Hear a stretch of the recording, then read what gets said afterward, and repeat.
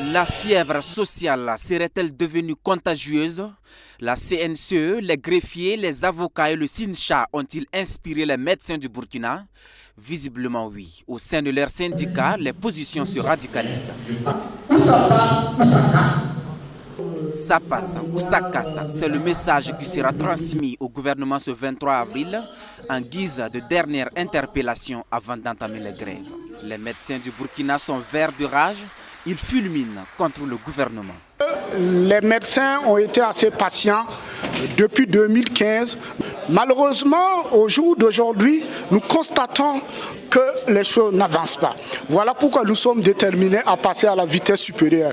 Et cette Assemblée générale va être l'occasion de valider une lutte qui va aller de façon graduelle.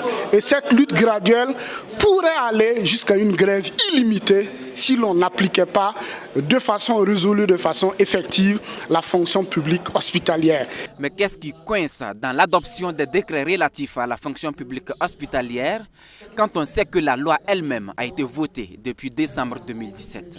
Le CIMEB évoque des divergences autour des préalables de l'Agence de gestion des soins primaires. On ne refait pas le monde. L'agence de gestion des soins primaires existe ailleurs, existe au Ghana, existe en Éthiopie. D'ailleurs, vous verrez dans la littérature, les agences régionaux de santé en France existent et ces agences régionaux font des activités de santé publique et de soins. Aujourd'hui, nous ne comprenons pas pourquoi l'administration hésite. Pour lever toute hésitation, des propositions concrètes seront faites à cette Assemblée générale où il est également question de l'organisation du travail dans les hôpitaux et leur équipement.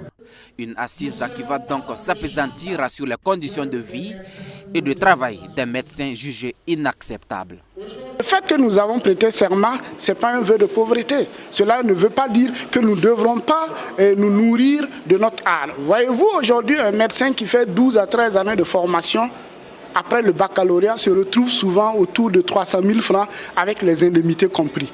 Ça pose quand même un sérieux problème. Vous connaissez la cherté de la vie aujourd'hui et je crois qu'il est temps que les autorités regardent vivement